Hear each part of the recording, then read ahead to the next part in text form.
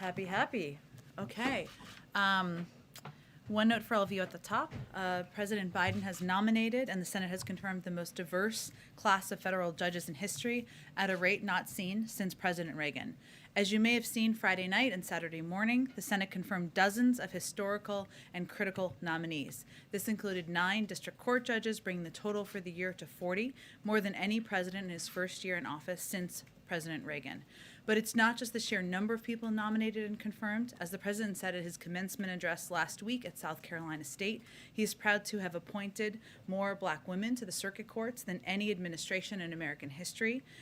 We've confirmed the first LGBTQ woman ever to serve as a federal circuit court judge, and these 40 judges include people who have previously served as public defenders, labor lawyers, and civil rights lawyers, as well as prosecutors and government attorneys. The Senate also voted to confirm 41 ambassadors to countries around the world, including critical allies such as including Japan, France, the European Union, and more. These qualified, competent leaders can now finally get to their important work representing America's interests abroad.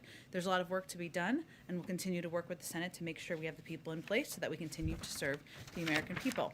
Also wanted to note that the Department of Justice announced today that they'll be awarding $1.6 billion in grants to support a range of initiatives to reduce violent crime and make our communities safer. This money will help address the surge in gun violence that we've seen over the last 2 years and will bolster steps that the administration has already taken to crack down on violent crime, including the president's comprehensive strategy to prevent and respond to gun crime in June. These grants will help advance community violence intervention programs. They'll support evidence-based police and prosecution strategies.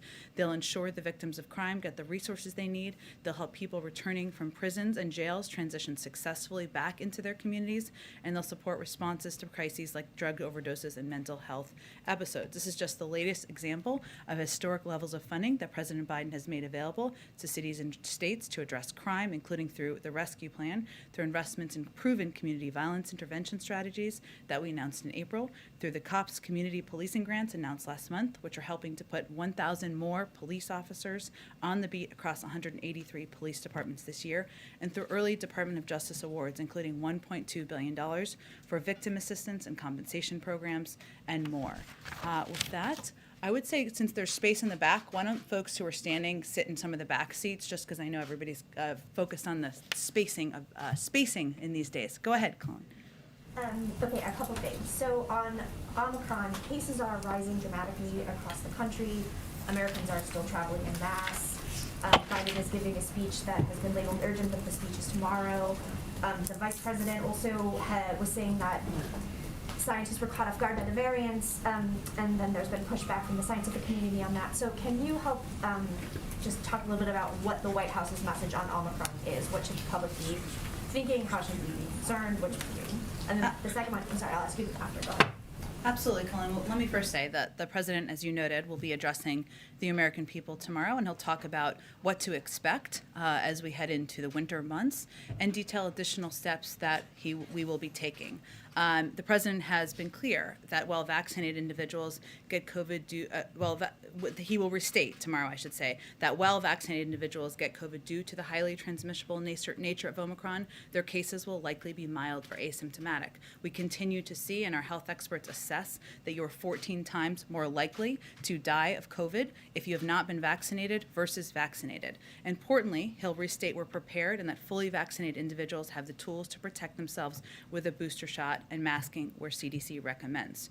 For those who choose to remain unvaccinated, he'll issue a stark warning and make clear unvaccinated individuals will continue to drive hospitalizations and deaths. That is not trying to scare people, or maybe it is trying to make clear to people in the country what the risks are here of not being vaccinated. What is clear is that we're not in the same place that we were at, and this is something he'll reiterate tomorrow as well. The beginning of the pandemic, thanks to the president's extraordinary work to get over 200 million Americans vaccinated. To be clear, COVID-19 is not the same threat to fully vaccinated individuals that it was in March 2020, and I outlined some of the reasons why. And again, as I said at the top, he will also announce additional steps. So he will outline this clearly tomorrow. He has been candid and he has been direct as he's provided updates to the American public throughout on our steps to address what we know is an unpredictable virus and our fight against a once-in-a-generation pandemic. But that's what people can expect tomorrow. Okay. Thank you. On the negotiations over Build Back Better, we see Senator Manchin's version of events sort of differ from the White House's version of events in your statement on Sunday, which I guess was yesterday. Feels like a long time ago. I just wanted to know if you could talk a little bit about like where the gap is, if the negotiations fell apart over the child tax credit issue, if the White House is prepared to go around legislation on the CTC if necessary, kind of where are we with Manchin? Well, I would say I think the lengthy statement that I issued yesterday outlined pretty specifically the events of the last few weeks. And it was important to the president and to all of us to make that clear to the American people, the status and the steps that had been taken. But I'm not going to relitigate the TikTok of yesterday from here today. I will say that from the president's viewpoint, and I saw him this morning, he's worked with Senator Manchin over the course of decades. They share fundamental values. They're longtime friends. That has not changed. And what's most on the president's mind is the risk of inaction. And if we do not act to get this legislation done and the components in it, not only will costs and prices go up for the American people, but also we will see a trajectory in economic growth that is not where we want it to be. And we've seen projections from Goldman Sachs and others today on that front. So he's no stranger to legislative challenges, and we are going to continue to take steps, work like hell to get it done. Go ahead. Does the president feel betrayed by his friend? I think our statement yesterday made pretty clear what we feel, what was the factual depiction of events that happened. But again, the president sees Senator Manchin as somebody who is a longtime friend, somebody who has worked well together on, and our objective and our focus now is moving forward. And where do the lines of communication stand at this point between either the president and Joe Manchin and the White House staff, which you spoke about? Is there a contact at all? I'm just not going to assess or give you an update on specifics from here. Okay, just quickly on COVID, ahead of tomorrow's speech, should Americans expect any new restrictions? This is not a speech about locking the country down. This is a speech outlining and being direct and clear with the American people about the benefits of being vaccinated, the steps we're going to take to increase access and to increase testing, and the risks posed to unvaccinated individuals. Go ahead. Does the president still trust Senator Manchin? Again, I understand the questions here, but our focus is on moving forward. I think our statement yesterday made clear what the course of events were over the last couple of weeks. It was important for the American people to know and see that, but he considers Senator Manchin a longtime friend, and our focus is on moving forward and getting this done. Are you confident that all 49 other members of the Democratic caucus are still on board with Build Back Better? I think, we're looking ahead? Sure, I understand that. I can't obviously speak for all of them, but I think you saw quite a bit of unanimity yesterday in the response of people and their desire from across the Democratic Party and the desire to get this legislation done. What would be his message to progressives who he asked to hang with him as things moved over to the Senate, now that what many of them warned has happened?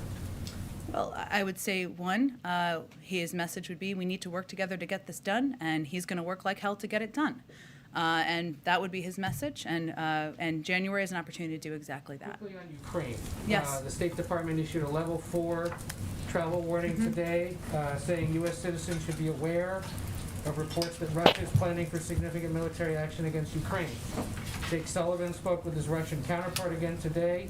Apparently over the Pentagon, they've just said that they've conducted an assessment of air defense needs in Ukraine. Obviously, you've said you're monitoring this. Is U.S. intelligence picking up something new? Well, let me first say that the travel advisory for Ukraine remains a level 4.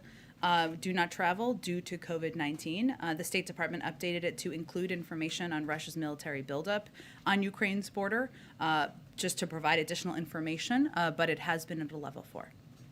So nothing new otherwise? Well, again, they provide, the State Department provides additional information through travel advisories to make sure they are being transparent with American citizens who are in different countries, and that's exactly what they did in this case. And we have historically seen large numbers of Americans and others, of course, traveling to Ukraine during this time of year and the holiday season, so it was just an effort to provide that information directly. Go ahead.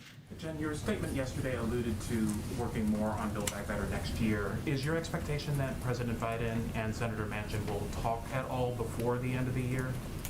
I'm just not going to give you any updates on their engagements from here. I wouldn't expect, and we're going to keep those private. Got it. And do you regard his $1.8 trillion proposal as a non-starter, given that it excludes child tax credit?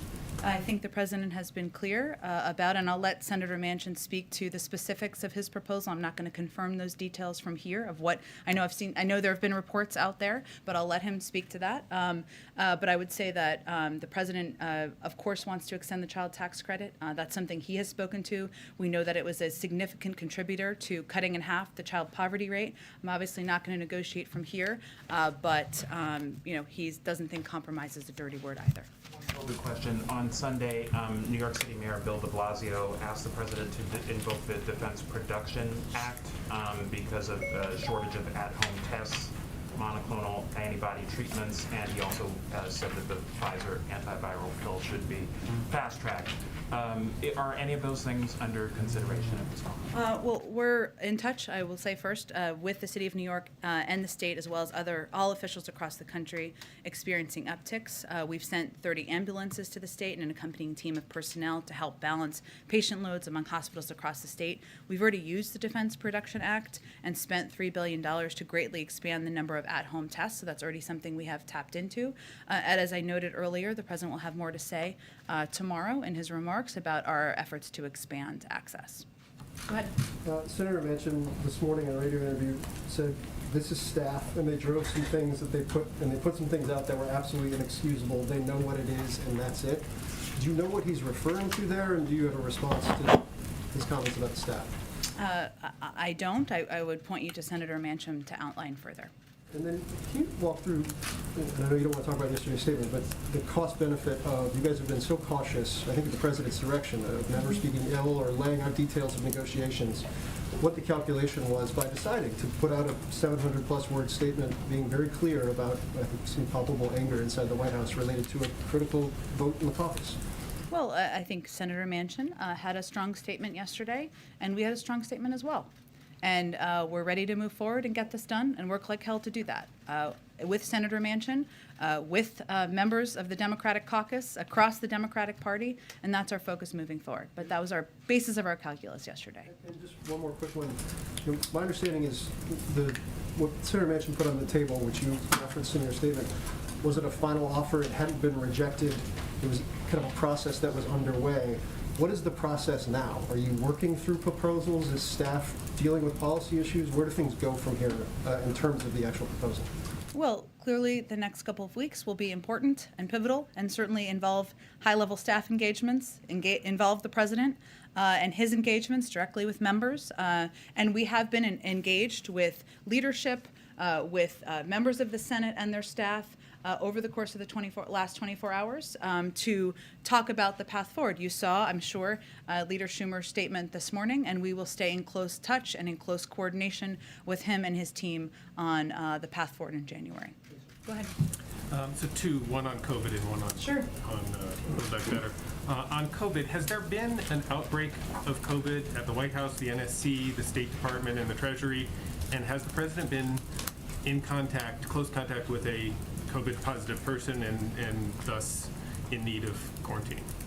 The president has a full schedule today and is not in need of quarantine. We will provide information to all of you as outlined with our commitment from just a few months ago about being transparent about close contacts. I don't have any updates for you at this point in time.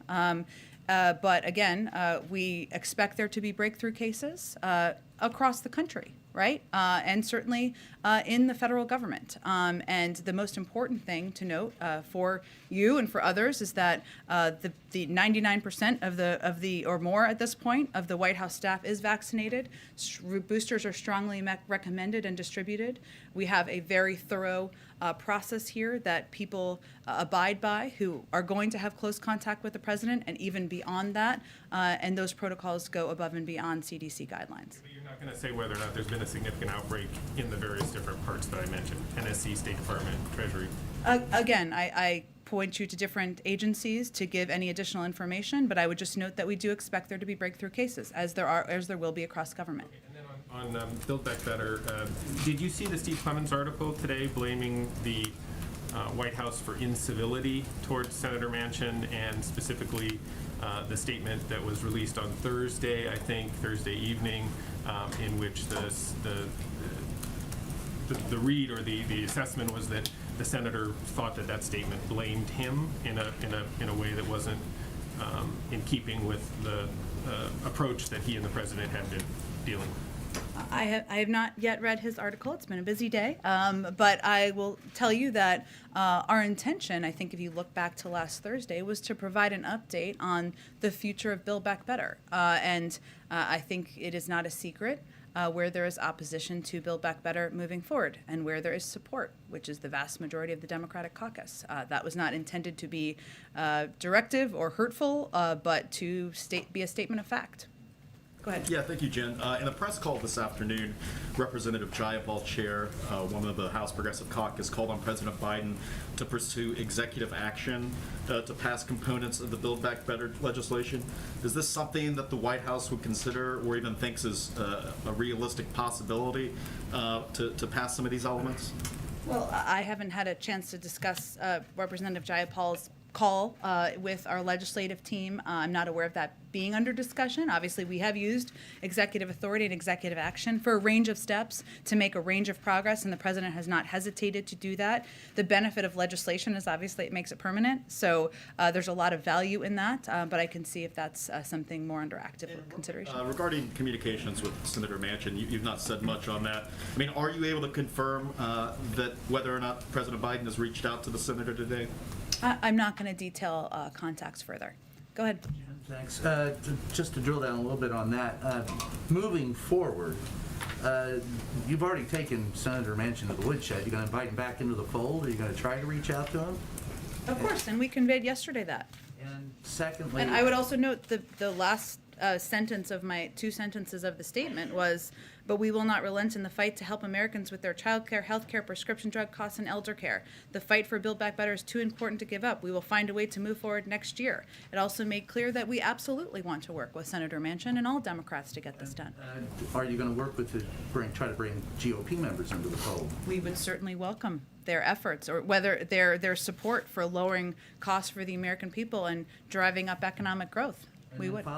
If I may, on COVID, you said 14 times more likely to die unvaccinated.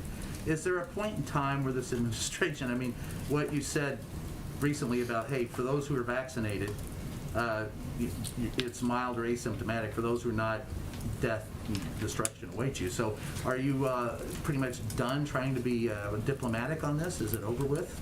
I think our responsibility and the president's responsibility is to continue to convey the risks, to continue, to make sure we are increasing access for vaccines, access to information to the public, and that's what you'll hear him talk about tomorrow. Go ahead, Jackie. Thanks, Jen.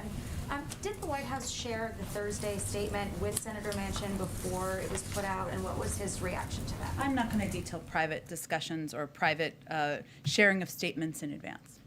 And then on his call out to Democrats for badgering him, saying that they believe that he could be moved in his position somehow. Is there any regret within the White House or within discussions with Democratic leadership just about how this negotiation went, given that statement from him that he feels that he's been badgered and beaten?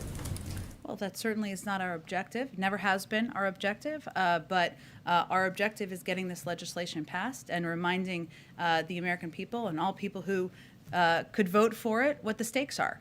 So no, we don't have regrets about aggressively communicating about it and making sure people understand that if we don't pass this legislation, costs for the American people will go up and economic growth projections will not go in the right direction. This shows, though, that Democrats just don't have a large enough majority to pull off this kind of transformational legislation without these kinds of significant bumps in the road. But the president, ran as a moderate. Joe Biden is asking for any major policy changes, or excuse me, Manchin's asking for major policy changes to be bipartisan. So why are Biden and Manchin seemingly so far apart on this, where Manchin's wanting to bring Republicans in and the president has, tried to work this out just within the Democrats? The president would welcome Republicans joining this effort to lower the cost of childcare, to make sure that families aren't paying thousands of dollars for insulin, to make sure people can afford care for their parents and loved ones. He would welcome that. I think it's not a secret that opposition is driven by the concern by many in the Republican Party that they don't want to raise taxes on corporations and highest income. That's not a secret, but certainly we'd welcome support or engagement from any Republicans in this effort to get this done. And then on Omicron and the announcements coming tomorrow, one of the items that you guys have consistently said is on the table and is being evaluated is vaccine mandates for domestic air travel. Is that something that you guys have reached a decision on? I don't have anything new on that. I think we've said in the past that masking is something we know is effective and works. I would expect tomorrow you'll hear more from the president on what we're going to do more about making vaccines and testing accessible and what the American people can expect over the next couple of Real months. quick on this ruling from the Sixth Circuit Yeah. on the vaccine or test mandate. Obviously, this has been, a bit of back and forth between the different circuits, and it's still caught up in the whole process. I understand that the White House has consistently said, look to this deadline. We're going to continue pushing toward it. But you're having some businesses like, Amtrak last week just said that they were going to have to cut service, and then a few days later said, just kidding, we're not going to. This obviously might change that calculus again. So what's the message? Amtrak didn't say that it was related to a vaccine mandate. They said they gave other reasons for it. And also they had 94% or higher percentage of their employees vaccinated. They did, but they also said on the Hill in the hearing that because they would need to hire qualified employees who met their vaccine requirements, that they anticipated having to cut service from, I think, January to March. And I know what you're referring to, where they listed off some other concerns. I think it was related to hiring that was paused during the Yeah, they height of the talked about a pandemic, range but- of challenges they were having, but also I would note that 94%, if not higher at this point, of Amtrak employees are vaccinated. We also know that 60% of businesses, if not higher at this point, have put in place vaccine requirements or testing requirements because they know it's effective for the economy and it creates a safe workplace. So we are certainly welcome the Sixth Circuit's decision. We feel that the vaccination or testing rules will ensure businesses enact measures that protect employees, create more certainty for the economy, and we don't feel that this is a time for organizations to be backing away from these requirements. You don't feel like this is a sort of back and forth, like businesses are getting whiplash, the customers are getting whiplash from announcements like this? I think what's clear is that if you have the vast majority of companies in this country putting in place restrictions and requirements, testing requirements, that it's an indication that this creates certainty in the workplace, ensures there's a healthy workplace, and that is outside of this OSHA requirement. Go ahead. Jen, the president's own medical advisors have suggested that if people are going to gather with family this holiday, that they try to do an at-home rapid test beforehand, but we're seeing such a lack of the supply at so many different stores. There are very long lines all across the Northeast. So what is the White House doing specifically right now to help Americans get access to these tests? And will the president speak to the frustration on that front many are feeling during his remarks tomorrow? Absolutely, he will. I would note that to date, and we've always said this would always be a building process, our objective is to make tests accessible and free for Americans. There are a lot of ways to do that, and there are different ways that Americans are getting access to tests. If you have health insurance, you can go to your doctor. Everyone does not have health insurance. 150 million Americans obviously do. We've also made 50 million tests recently available to community health centers and rural health sites. There are 20,000 free testing sites across the country. and we are going to continue to build on that. And the president will talk about that tomorrow. Does the White House feel like right now the administration is doing enough to get Americans access to these tests? We always feel we need to be doing more, and that's what the president will talk about tomorrow. And just some quick housekeeping items. Given this surge and this spike right now from the variant, how often is the president being tested for COVID, and when was he last tested? He is regularly tested. I will check for you on the last time he was And are tested. there any other protocols on campus right now that are changing to accommodate? For instance, you talked about breakthrough cases. That's something you would expect. That would be in fully vaccinated people. Are these staffers who also have been boosted? And is it White House policy that if you're working on campus or in close proximity with the president, that you have a booster or a third dose?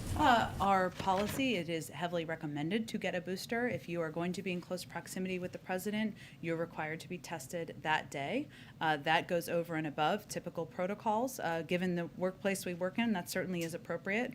And of course, we have masking requirements that are in place as well. So there hasn't been a change. Obviously, we will continue to consult with our health and medical experts if any changes need to be put into place. And are there any changes right now to the holiday receptions that were already altered but that are open to some members of the public here at the White House? The open houses? Yes. There are individuals who are attending those are required to be tested in advance. And any changes to the president's holiday plans at this time, given the spike? Not at this time. Go ahead. Thanks. And back on Build Back Better, I'm just curious, what was the reaction among senior staffers here when Joe Manchin said that the president's aides alienated him, and that's the real reason that he backed away from the bill? I think our statement yesterday speaks for itself. Joe Manchin said that statement was an example of retaliation by the White House. What's your response to that? The statement was a statement of facts of the events of what happened over the last few weeks, and it was simply an effort to make that clear to the American people. What does this episode teach the White House about the prospects of voting rights? Joe Manchin's also said that he wants that to be a bipartisan effort. Is it going to become law by the time that this Congress is out? Well, that is certainly our objective, and you saw, I think, in Leader Schumer's dear colleague that he put out this morning that he plans to bring voting rights up when they get back, when the Senate gets back in January, and we certainly support that, and we'll stay in close coordination with him and his team to get that done. Go ahead. Jen, in terms of the climate provisions in Build Back Better, does the president think that he can achieve the goals that he set out to reach by 2030 without legislation? And as a result of this, is the administration looking at additional executive actions that could be taken on climate to try to meet some of those goals? We're always looking at additional steps we can take. That has not changed. As you know, I think there are multiple paths to reaching the president's climate goals. We have every intention of passing Build Back Better, which includes enormous climate provisions. I would note that there are a number of steps we have taken without legislation, and certainly will continue to build on that, including setting a bold target to cut greenhouse gas pollution in America 50 to 52% below 2005 levels by 2030, tackling super pollutants, phasing down HFCs, and addressing methane leaks, rallying the world to focus on methane in Glasgow. We stood with auto workers and America's big car manufacturers to roll out plans to boost electric vehicles and create opportunities to save car owners money. We put America on track for 1 of every 2 cars sold to be zero emissions within the decade, and we jump-started offshore wind. I share all of that because that has been done without the benefit, the vast majority of it, of legislation. There are also components in the infrastructure package and law that will also help take steps forward, including the largest investment in passenger rail, helping reduce GHG emissions, building a national network of EV chargers, electrifying thousands of EV school buses, investments in port and airport infrastructure to repair, maintain, and reduce congestion, largest investment in resilience, replacing America's lead pipes and service lines, and the largest investment in tackling legacy pollution. So I would say it is clear from the president's accomplishments and agenda to date that climate and the climate crisis is going to continue to be front and center for him. We're absolutely going to working to get Build Back Better done, and we are not going to wait to continue to look at a range of options. And just one on schools. Prince George's County nearby is going to virtual learning through mid-January. Does the administration have a view on whether local districts should revert to virtual learning, in the next few months as the Omicron variant progresses? We continue to believe that local school districts will need to make the decisions that they feel are appropriate for their communities. Our objective and the president's objective is to keep schools open, and 99% of them are open, have been open, and we believe we have the tools to do that. One of the steps we've talked about a little bit is test to stay, which is a proposal that's been out there by a number of health officials, where if your kid is in school now, and you probably know this and I know this, and they have a close contact, typically they have to quarantine or be out of school, and there have been health experts who have recommended that there can be a contact tracing and testing regimen that can allow kids to stay in school. And that is very intriguing to the president, and that is what our focus is on. Go ahead. Can I ask, with regards to the speech tomorrow, whether the president has spoken with his health advisors of the CDC about whether they need to change their guidance on Omicron? Will this be part of the speech in particular? For instance, right now we're seeing a lot of breakthrough cases right now with vaccinated people if they're not boosted. But the guidance right now says you don't have to isolate if you've been exposed if you're fully vaccinated. Should that change? Should the 10-day timelines change? Do we need to pretty substantially overhaul these guidance for the Omicron variant, given how fast it seems to replicate? Look, I think the president's view is that if that is the guidance and the belief of his health and medical experts, who he engages with and is briefed by regularly, then he is looking to them for that guidance. As you know, they haven't changed that guidance to date, but given the spread of Omicron, given the transmissibility of Omicron, of course they're continuing to look at a range of steps. We don't expect that to be part of tomorrow's speech. I don't have anything more to preview for you, but again, the focus of the president's speech tomorrow is providing expectations to the American people of what they can look ahead to over the next couple of months, and an understanding and an update on what he and his administration are going to do more. Baseline expectation for the president right now that cases are going to continue to rise. Francis Collins retired, and national rise in cases, hundreds and hundreds of thousands. And of I cases. think Dr. Fauci has discussed that as well, as you know, Josh. I think some of it depends, as they have both, I believe, spoken to, on the steps taken by people in this country to get vaccinated, to take necessary precautions. But certainly, we continue to believe that, based on science, that the boosters can protect people, can prevent hospitalization and death, and that's why we are going to continue to echo that out to the public. Go ahead. You're fine. I don't want to bark too much up the tree of what happened. Federal in the last Reserve 24 or hours. something else. No. No. Okay. I'll be back tomorrow. Okay.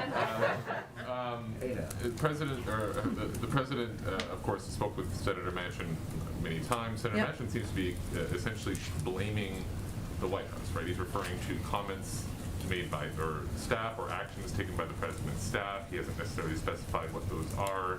There are indications that it's perhaps a statement from Thursday. Do you think that there was a misstep on the part of the administration here? Because it feels like if you can't sort out what ticked him off, it's sort of difficult to imagine a path forward on whatever efforts to salvage this will be undertaken in the next weeks and months. Well, look, I can't speak for Senator Manchin on what has upset him. I'll let him speak to that himself with more specifics if he chooses to, and he may or may not choose to, and that's his prerogative. All I can convey is that we continue to focus on how we're going to get this done.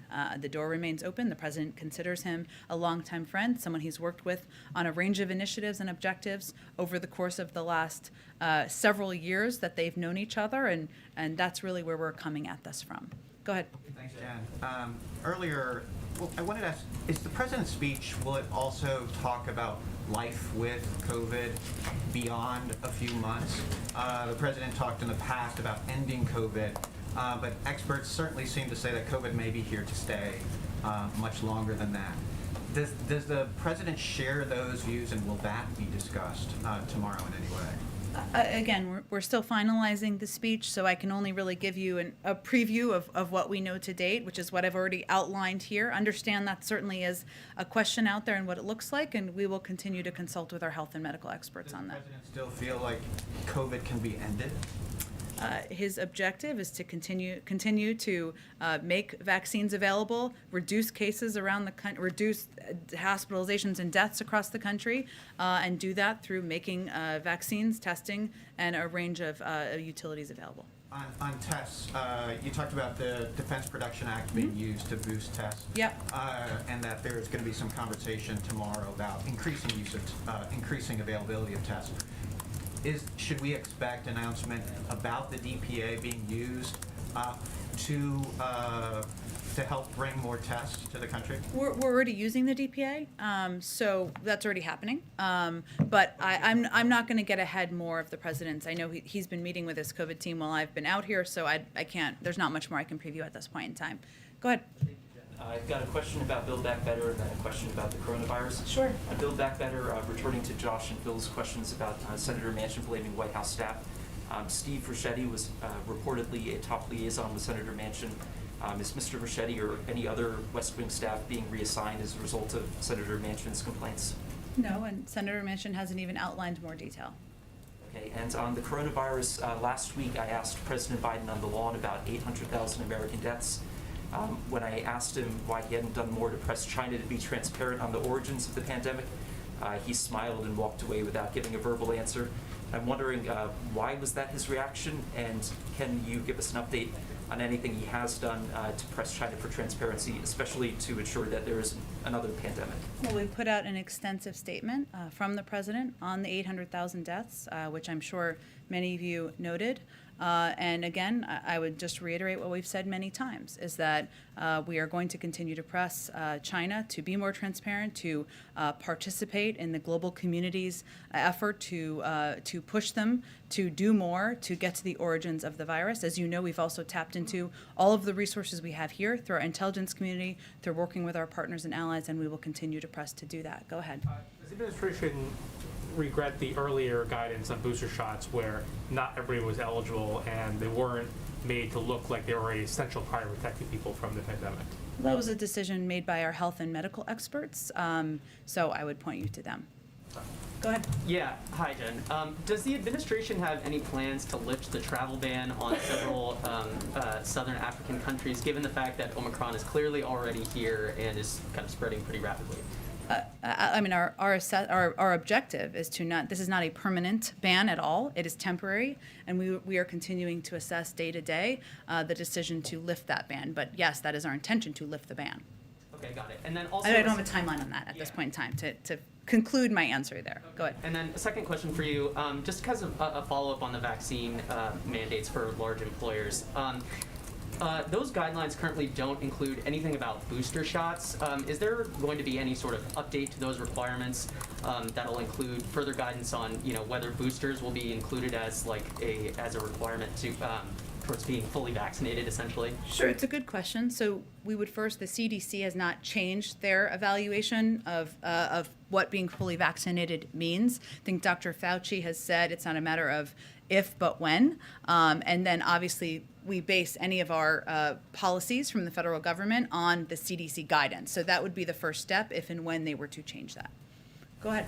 Can you bring us up to speed? I just have two questions, one on Russia, one on Afghanistan. Can you bring us up to speed on conversations between the White House and the Kremlin over Sure. the weekend? And can you clarify the administration's stance on some of the specific demands that Russia made? For example, most importantly, the one that Ukraine not be allowed to join NATO. Sure. Well, let me first say I know we put out a readout, I believe, of or if not, it will be coming soon. But today, Jake Sullivan spoke with Yuri Yushakov, I'm sure I'm butchering his last name, apologies, foreign policy advisor to President Vladimir Putin of Russia. He indicated U.S. readiness to engage in diplomacy through multiple channels, including bilateral engagement, the NATO-Russia Council, and the OSCE. He made clear that any dialogue must be based on reciprocity and address our concerns about Russia's actions and take place in full coordination with our European allies and partners. That is consistent with our ongoing outreach and engagement with the Russians, with the Ukrainians, with the Europeans as well, that happened through the course of last week. As it relates to NATO membership or joining NATO, as we've said many times, but I'll just reiterate, given I know it was raised through their proposal, the President's view, the administration's view is that the right of sovereign nations to choose their partnerships and alliances is a core principle of European security and has been agreed to and reaffirmed many times over the years. This remains U.S. policy today. I mean, it is we support the aspirations of countries to join NATO and meet specific requirements. NATO's relationship with Ukraine is a matter only for Ukraine and 30 NATO allies to determine. Thank you. And then on Afghanistan, what's the administration's take on this letter from 46 members of Congress asking the Treasury to unfreeze or ease Afghanistan's access to foreign reserves and to do more to allow financial institutions and aid groups to operate in Afghanistan?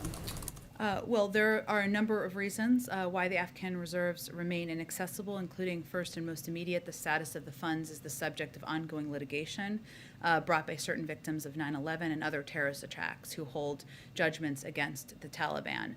And these legal proceedings obviously cannot be disregarded. We also, the second reason is we continue to face difficult fundamental questions about how we might be able to make reserve funds available to directly benefit the people of Afghanistan while ensuring that the funds do not benefit the Taliban. And finally, the Taliban remains sanctioned by the United States as a specially designated global terrorist group. That certainly has not changed, but this is, of course, complicated by the ongoing litigation over those funds. Go ahead. Hello. Thanks, Jen. Does the president think Senator Manchin has He always thinks of himself as a senator. So there you go. You're not wrong. Does the president think Senator Manchin has been negotiating in good faith?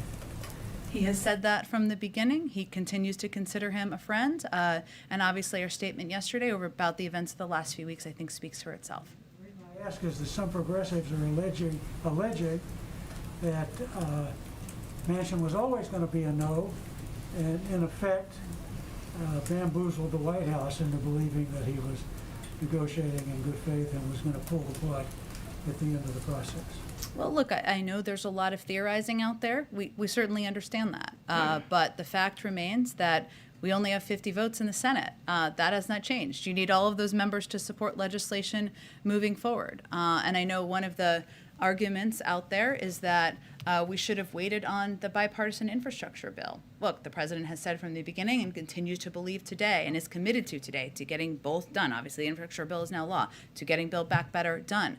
But if the question is whether we should have delayed and not moved forward with replacing lead pipes for millions of communities, of people in communities across the country, we disagree with that. Or if the argument is that we should have waited and delayed replacing broadband, we disagree with that. And if you believe that we should have delayed in putting many union workers to work, creating many good paying union jobs, we disagree with that. We're going to get both done, and we certainly understand there's a lot of theorizing about what happened or what's going to happen moving forward. Go ahead in the middle. Thanks, Jen. I want to ask you, I'm sorry. We can do both. Go ahead. Oh, thank you so much. I want to ask you about that statement that you put out yesterday. Sure. Very harsh statement. It's very rare that I see a president, through a statement, criticizing a member of his own party in the manner in which that statement was written. And I want to ask you as to whether or not you believe that harsh rhetoric coming from the White House, the harsh rhetoric that I've seen coming from fellow Democrats, progressives in particular, may push Senator Manchin out of the Democratic Party.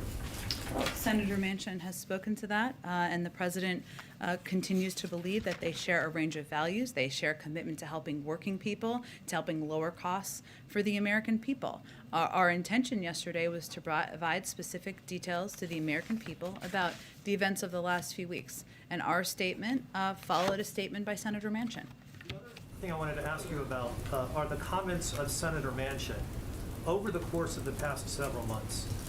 The comments that I've paid a lot of attention to, you have as well, the op-eds that he's written for both the Washington Post and his hometown newspapers, the interviews that he's done with a West Virginia radio host named Hoppy Kercheval, all of them, from my perspective, seem to indicate that he was not going to support the Build Back Better bill. And yet your statement indicated utter surprise in terms of the statement that he made on Fox News yesterday. Why were you so surprised? Well, I think as my statement very clearly outlined, because there were private conversations and private discussions and commitments made. And so that's why we were surprised. Go ahead in the middle, sorry, go ahead. So given the current state of the pandemic, does the president anticipate giving an in-person State of the Union next year? Or where are you on those conversations? Nothing has changed about our intentions or our plans, but we don't yet have a date set at this point in time. Go ahead. Thank you so much. Due to the difficulties around testing, do you think public health officials in the United States are getting a correct picture of how Omicron is spreading today in the country? That's a very good question. I mean, I would say that, the president, and obviously, as I said in response to Monica's question earlier, you'll hear the president talk tomorrow about his commitment to continuing to expand access to free testing for the American people. We have taken a lot of steps over the last few weeks and months. We've quadrupled our testing capacity over just a few months. But really, I think that's a good question, a very good question that I think you should ask the health and medical experts and team at the next COVID briefing. Go ahead, Shelby. Thanks, Jen. I wanted to ask a follow-up on the COVID testing. Sure. I know you've detailed what the administration is doing already to ease some of these problems, but we're obviously still seeing them across the country. So is there anything new that the administration is considering to ease some of these COVID testing issues? And then more broadly, how are we in a position nearly 2 years into the pandemic where we're still dealing with issues like a lack of access to testing? Well, I think, Shelby, on the first, we're dealing with a once-in-a-lifetime global pandemic that has been very unpredictable, and I think everybody would acknowledge that. And what we've done on testing is to continue to increase access, make it affordable and accessible. That's important morally, it's important substantively and policy-wise to the president. Obviously, there weren't any COVID tests available or approved by the FDA earlier this year, so now there's 8, and we've taken steps to quadruple our testing capacity over just the last couple of months. And we've also taken steps to make them widely available by sending $50 million to rural health clinics and community health centers, making sure there are 20,000 pharmacy locations across the country. But obviously, with the transmissibility of this variant, we're going to continue to build on that, and that's what I think the American people will hear from him on tomorrow. I have 2 foreign policy questions. Sure. You have seen the review that indicated the killing of 1,300 civilians in the Middle East since 2014 by drones. I know there was successive administration, not just a Biden administration. It gives reasons like flawed intelligence and faulty targeting and little accountability. Since the president signed on these drone attacks, does that mean that the White House is looking into reviewing the decision itself in parallel what the Pentagon is doing? And I have another question. Yeah, that's a great question. I know the Pentagon is doing a review, as you noted, and I would certainly point you to them. I can certainly talk to our national security team and see if there's anything in addition. Obviously, the Pentagon is part of the administration, as you well know, but I will see if there's anything in addition. And on Iran, the Iranian said that they're not going back to the talks. Does that mean that economic sanction is inevitable now? You still hope that there's another round before the end of the year? Yeah, another great question, Nadia. I mean, as we've said, because of the way that the Iranians approached and participated in the last round of talks, the president, we did take asked us, the national security team, to be prepared in the event that diplomacy fails, and to take a look at other options. And that has been work that has been ongoing, including in consultation with a range of partners around the world. In terms of what next steps it looks like, I don't think I have anything at this point to preview for you. Go ahead. Rahm Emanuel was just approved as ambassador to Japan, and following Afghanistan, Japan holds 50,000 American troops, the largest in the world. There's a concern as to the ongoing trust of the security treaty. So can you, a little bit of assurance to the Japanese people that their treaty will be honored? And then also follow up on Afghanistan. I'm not aware of any planned changes.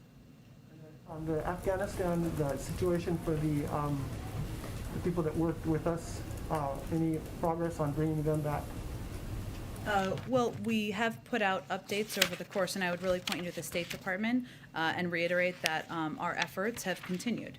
to continue to bring American citizens out of Afghanistan who wish to depart and have wished to depart since August, as well as our allies and partners. That's why we've been working so closely in coordination and cooperation with the Qataris, but the State Department really oversees that effort, so they would have any up-to-date numbers for you. I can do one or two more. Why don't go all the way to the back? Go in the middle. Go ahead. Thank you, Jen. Two questions, one on politics and one on foreign policy. Yeah. Today, two Democratic members of the House of Representatives, Representatives Murphy of New Jersey and Murphy of Florida and Sires of New Jersey, both announced their retirement, bringing to 22 the number of Democrats leaving the House for one reason or another. Is this something the President talks about, and does he have an opinion on the exodus of members of his own party? I have learned my lesson and not talking too much about politics from here. But it is true that there are retirements. That happens typically every cycle. The president, as the leader of the party, obviously, I'm sure will be out there next year. We'll have more to preview for that on that when it's an appropriate time. But I would note that as it relates to the Democratic agenda and what people are going to be talking about out there, we'd rather be us than them and have an agenda to talk about, and an agenda that is about creating millions of good-paying union jobs, an agenda that's about ensuring we are lowering the costs of child care, health care, elder care, an agenda to address the climate crisis, and that's what you'll hear people talk about next year. But I'll leave the politics out of the podium. Turning to Ukraine. Yeah. President Zelensky has charged that the wealthiest man in Ukraine, Rinat Akhmatov, is part of a Russian plot to overthrow him. Is the U.S. considering Magnitsky-style targeted sanctions against Mr. Akhmatov? I don't have anything in terms of considerations of sanctions to preview for you. Obviously, we are considering a range of sanctions as we're looking at the buildup of Russian troops and bellicose rhetoric, but beyond that, I don't have anything to preview. Let's go just Ebony in the middle, and then we'll wrap it up. Thank you. Just two quick questions. I know that the White House has said in the past that they're don't want to go back to a shutdown. Yep, and we have no intention to.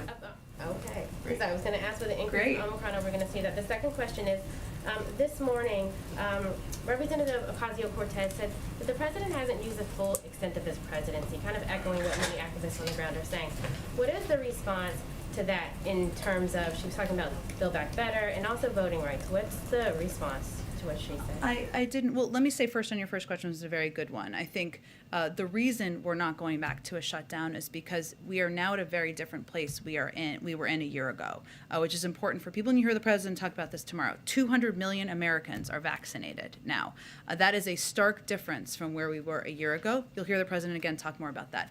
I did not see the full context of the Congresswoman's comments, but what I would say is that as we look back to the last year, what we know we have accomplished to date is working with her and a number of members is getting the American Rescue Plan done, a step that helped put in place, extend and increase the size of the child tax credit, cutting in half the child poverty in this country, making sure we could keep 99% of schools open in this country. We also passed a bipartisan infrastructure bill, something that, again, will make sure that we're replacing lead pipes across the country, make sure we're expanding access to broadband and creating tens of millions, or not tens of millions, let me remedy that, millions of good-paying union jobs. And we've also vaccinated 200 million Americans. Is there more work to do? Absolutely, of course there is. We're not even a year into the president's presidency. And voting rights is front and center at the agenda, on the agenda next year. You heard Leader Schumer say that. The president reiterated that, I think, in his speech at South Carolina State, and we'll look forward to continuing to work with the congressman and others to get things done. All right, thanks everyone. We'll do this again tomorrow. Merry Christmas week. Might we hear directly from the president about what happened yesterday? I think you will hear from him on how we're going to get the agenda done. We take questions. He takes questions multiple times a week, so depends on what you ask. Depends on what you ask. What happened?